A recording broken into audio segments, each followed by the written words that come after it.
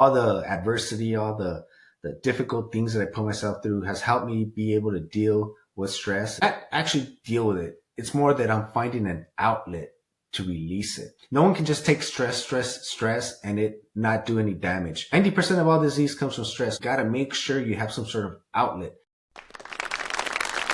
Welcome to Athletic Definition, the pulse of endurance, spirit, and sheer willpower. I'm your host, Ray Z, on a quest unlike no other to conquer 100 marathons. Today, I will dive into the Los Angeles Marathon, my 62nd marathon, my 18th consecutive Los Angeles Marathon. It's not just a journey of miles, but of heart and mind. A testament to the relentless pursuit of a goal that calls from within. Running 100 marathons to me isn't just a test of physical endurance, it's a journey of self-discovery, a challenge I've embraced to unearth the depths of my potential and resilience. I'm running 100 marathons because it's a deep calling within me, pushing me to pursue this challenge is to see what it will make of me attempting to pursue this. Some of the things I'll be covering is training, nutrition, race day highlights, and the whole week leading up to the marathon and post-marathon as well, celebration. Before we get into it, I know for a lot of us, the medals, it's very important. Here is the medal for this year. I like it. I am very impressed with this medal. The last time that Los Angeles Marathon landed on St. Patrick's Day was back in 2013. And of course, like I said, I've been doing it for 18 years consecutively. Here is the 2013 medal. If you look very carefully, you can actually see through the little clover, which I thought that was cool. Then you have this year. And by the way, this shirt is way better than the shirt for this year, 2013. This was like extreme lime green, John Cena type t-shirt. You can't see me. Da, da, da, da. Moving on. 7 hours later. This year, compared to my training last year at this time, was night and day. What a difference a year makes. Even when it seems like things aren't getting better. Last year at this time, I didn't have a car because my Cadillac Converter got stolen. I was walking to work and working my way back to getting a car, and then I got a car again, and I was able to train better for it this year. Many things that I definitely need to improve. I know exactly what I need to improve on. I definitely felt more prepared going into this marathon than I did last year. And running the marathon 2 weeks prior, definitely Raymond Zaragoza, Timothy Lyon, Brianna Wall, Emily Weiss. to try and keep your stress levels at a minimum. I know life is hectic and we really can't control that. Unfortunately, a week prior to the Los Angeles Marathon, I received some very tough news, and let's just say that my focus since that point hasn't been 100% on the marathon. Training through these difficult times is what's going to keep me sane, and it's what's going to release my stress. I highly recommend it that no matter what you're going through, when you're getting ready for your marathon, things are going to happen along the way. Don't let it deviate from your training, as difficult as it will get. This will help you release that stress and focus. In Los Angeles, everyone gets excited for LA Marathon. All the run clubs have definitely grown bigger and bigger, spreading. They used to only be in downtown Los Angeles and LA, and then they started getting bigger into the valleys, San Gabriel Valley, San Fernando Valley, and now Inland Empire. I mean, it is really a big movement. So it is everybody coming together. The LA running scene has really been growing, and even though with the pandemic that happened, now I finally see it's that year that it's coming back, and I almost starting to think that running is getting more popular than it was prior to that. So let's keep it going strong. Everybody keep encouraging and inspiring others, because there's so many people that prepare and train for Los Angeles Marathon. In fact, this year in Los Angeles Marathon, 40% of the participants were first-time marathoners. So I want to say welcome to everybody. You guys are the future. You guys are the infused blood that the sport needs to keep it going. I hope you enjoyed it. I hope it planted new seeds of what else is possible, and you just keep going from there, and never let stop physical activity being part of your life, no matter what obstacles may come across your way. Because it is such a huge celebration and so many run clubs participate in it. You can literally go to a different run club and get your runs in before to stay loose, to get the lactic acid out, your shakeout runs for the whole week before. On Thursday, I went with the Azusa Pacers, which is one of the run clubs that I run with, and we had a nice carbo-load dinner. They had some guest speakers. It was really a nice time where it was a good time to connect and bond with all the teammates that we have been training, running different paces or different mileage. Friday and Saturday was the expo for Los Angeles Marathon at Dodger Stadium, where you can go and pick up your bib. I wanted to try and rest as much as possible, so I decided to go Friday right after work. I left at 5. It closed at 7. I got there at 6. With 1 hour to go, I was able to get my bib and the beer garden wristband, and that's it. all the vendors were gone or had given everything away or closing early. It doesn't pay to go 1 hour before the expo closes, but I avoided the crowd on Saturday. I was able to rest and continue my carb loading. And let's talk about nutrition. This time I tried to carb load starting on Monday prior to the Los Angeles Marathon, which was a way different nutrition plan that I had going into Ventura. For the week, I was eating bagels a lot, orange juice. California rolls are good for me. I didn't feel too heavy. I felt full. And at the same time, it's not really fish, so you don't have to worry about getting sick. For me, they were a nice treat. I think I'm going to try them again for my next race. As far as gear, wear the shorts with the zippers once again. Nutrition, this time I did GU, but I did the rock. It's a little bit higher grade step up in the regular GU. I used the same liquid that I did last time. I liked the way I felt.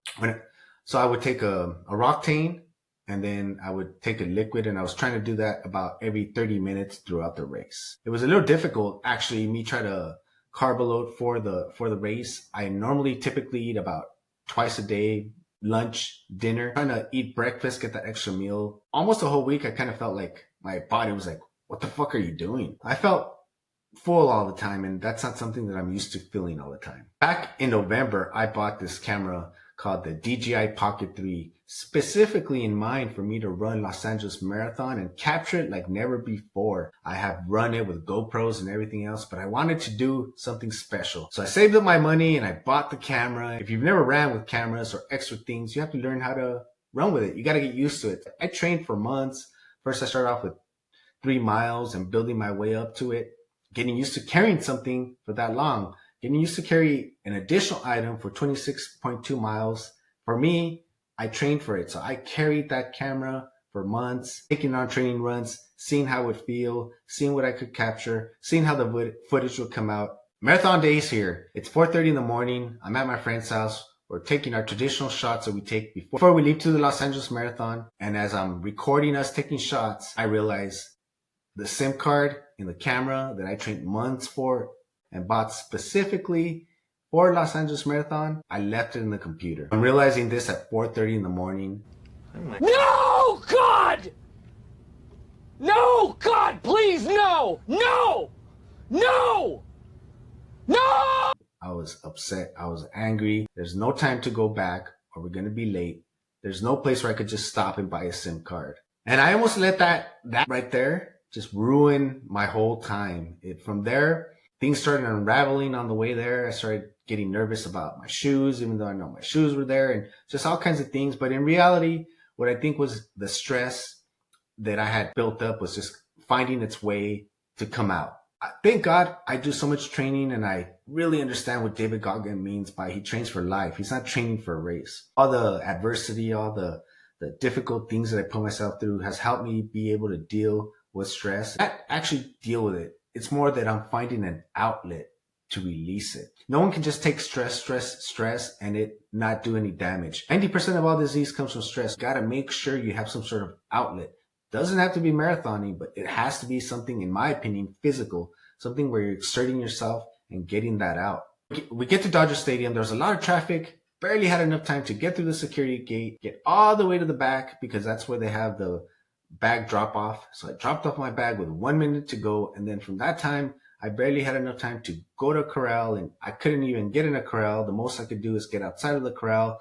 I think I started in the 12:20 corral because that's as close as I could get after that. Then the race starts. It's LA. It's a good time. I got to see a lot of people. I got to see so many friends along the course that I didn't want to stop. So what I would do is I just took a picture. I had to shift my mindset because I didn't have that camera. I'm like, I'm going to take at least pictures. But my camera was kind of full. You know how it is. I didn't empty the camera. I know the storage was kind of full because in my mind, I was going to be using the other camera. I was concerned that I wouldn't even be able to get one picture. And also I wanted to, of course, get a PR. So I'm running, trying to take pictures while I'm running. A lot of the running clubs like San Dimas, Inspired Runners, Pomona, Claremont, I missed them somehow. I knew where they were going to be, but I missed them, so I didn't get to see them. And I know Pomona was going to have beer for me. I was like, oh no. Luckily, along the route, I found 5 other people to give me beer along the way, and that sure made up for it. As I'm getting about halfway through the marathon, I realized, you know what? I think I could start maybe recording a little bit. I started recording a little bit in the Hollywood area, here and there. I was able to actually record more than I thought, and it turned out to be good overall. One of the cool things that I enjoy about marathoning is the cool signs that spectators make to show support as you're running the marathon. My favorite sign of all time has to be, if this was easy, it'd be called your mom. A couple good ones that I saw on this particular route was, due to inflation, the marathon now is 31.7 miles. One of my favorite signs of the marathon was a girl holding a sign that said, I made a sign. Someone had David Goggins' face saying, stay hard. Of course, that's in my top 3. My overall favorite sign was this one sign that my team, Azusa Pacers, made for me, and it said, congratulations on your 61st marathon. Oh, wow.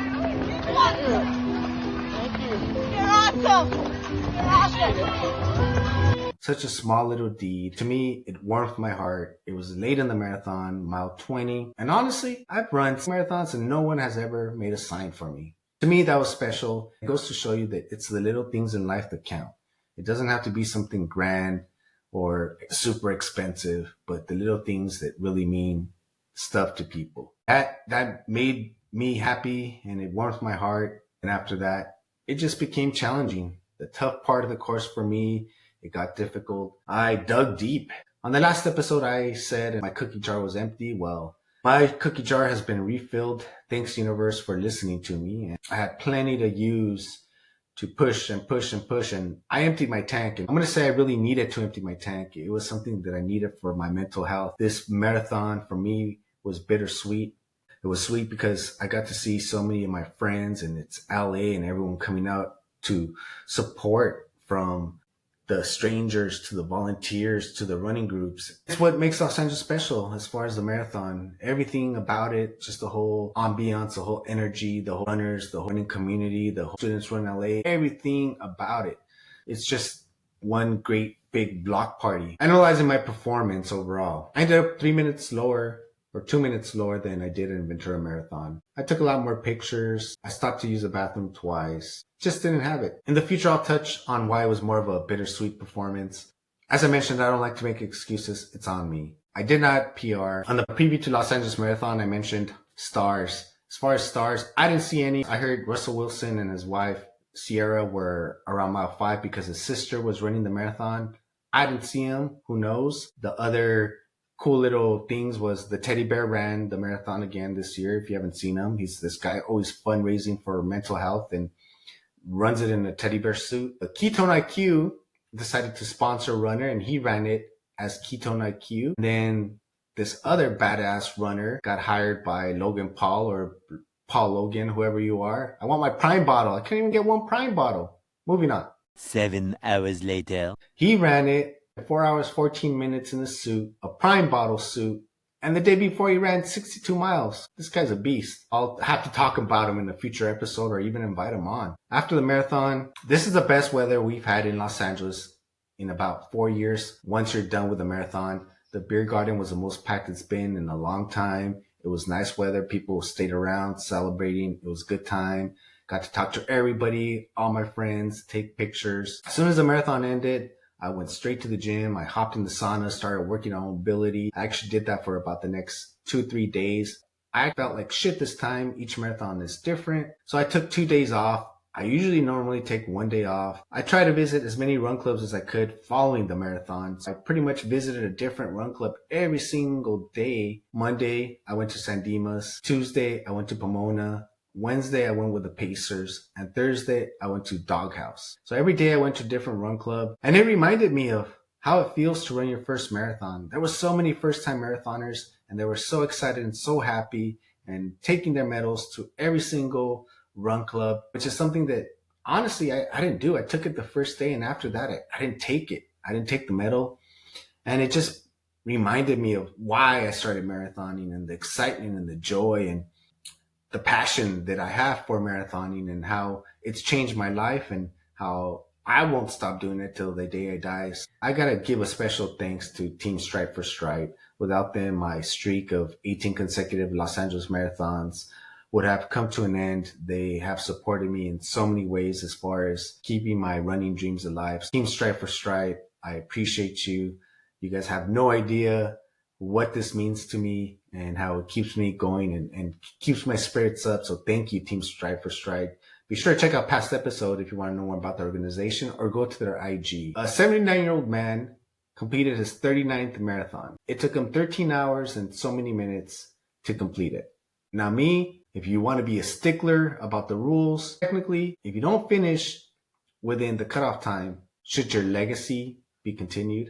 I know that's like such a douchebag of me, but I'm just saying, rules are rules, right? I know people have been cut off for 15 seconds in other races, so I'm just saying, at what point do you get some slack? The other thing is, I know a couple people that this happened to, actually. I saw that a police officer made the news for this. They helped the student across the finish line.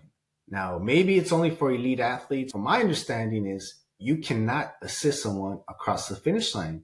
Technically, I think you're DQ'd, they're DQ'd, and it's almost like they didn't finish the marathon. What do you guys think? Do you guys think that, of course, humanity, person struggling, yeah, you do the right thing. You help the person. But if you're running it to race, what if you're running to qualify for something? And even if you fall, and even if you spend 10 minutes walking or crawling to the finish line, you finish it and you could still qualify. But because someone picked you up, helped you over, then you don't get to qualify. I don't know. I'm going to have to look into these rules more, but you guys let me know what you think.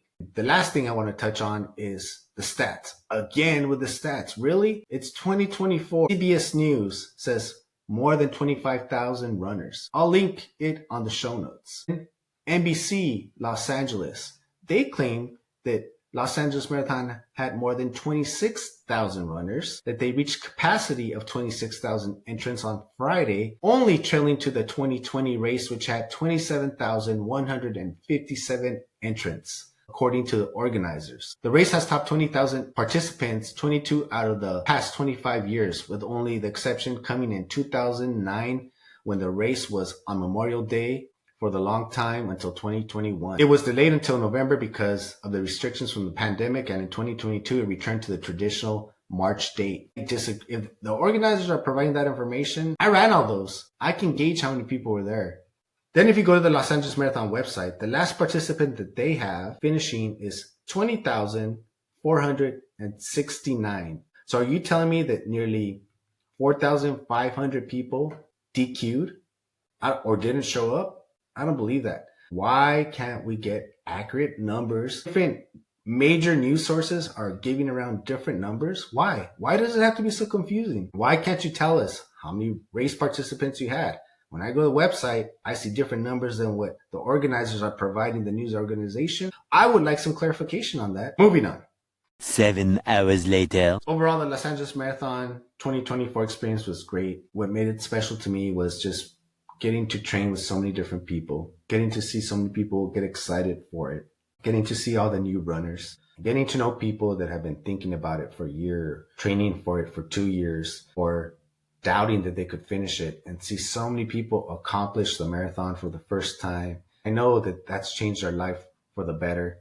Celebrating your accomplishment. You can literally make it a 2-week celebration of celebrating your accomplishment. I don't do that. I typically move on, but it was nice to kind of step back this time after doing it for so many years and just getting a reminder of why I love Los Angeles Marathon so much. It's the people, it's the first time experiences. It's me getting to go to all the run clubs and getting to hear all the different insights and everyone's personal journey, struggles, and how they overcame it and how they finished. That is the best part. I really actually am happy that I got to go to all the different run clubs and hear all the great stories of how they conquered the Los Angeles 2024 Marathon. Until next time, Z, Select Definition, I'm out.